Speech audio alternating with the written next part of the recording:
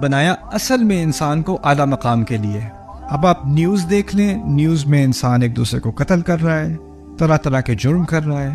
میں پاکستان میں آتا ہوں، لوگ کہتے ہیں آپ کو پتہ نہیں یہاں پہ کیا ہو رہا ہے، آپ کو تو یقین نہ ہے. جی مجھے آتا ہے یقین، آپ فکر نہ کریں. نہیں آپ کو نہیں پتہ. نہیں مجھے پتہ ہے.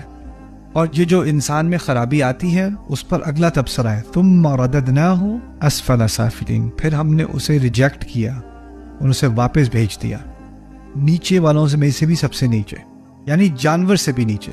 جانور جو ہے کب شکار کرتا ہے؟ جب بھوکا ہوتا ہے یا ڈرا ہوتا ہے. جب وہ بھوکا ہو کے شکار کر کے فارغ ہو جاتا ہے تو وہ جا کے باقی سارے جانوروں کا پیچھا چھوڑ دیتا ہے. انسان اگر شر پر آ جائے تو ڈر کے مارے اگر حملہ بھی کر دے تو اس سے آگے وہ جینوسائڈ بھی کر دیتا ہے. ایسی ایسی حرکتیں کرتا ہے جو کبھی کسی جانور کو آپ کرتے نہیں دیکھو گے، وہ انسان کر بیٹھتا ہے. تو وہ اسفل سافلین ہو جاتا ہے. لیکن یہاں اللہ تعالیٰ نے اس سب شر کے جواب میں ایک بات کہی ہے. ان انبیاء، اور یہ 5 جو انبیاء ہیں جن کی طرف اشارہ کیا گیا ہے ان آیات میں، ان کو ہم کہتے ہیں اولو العزم من الرسل، جن کی سب سے زیادہ کمٹمنٹ تھی رسولوں میں سے. ان کا حوالہ دے کر انسانیت کو سکھایا جا رہا ہے کہ ان کی سیرت سمجھ لو، ان کے کردار کو سمجھ لو، اور اس سے اپنے بارے میں کچھ سمجھو کہ تمہیں کیا مقام دیا گیا ہے.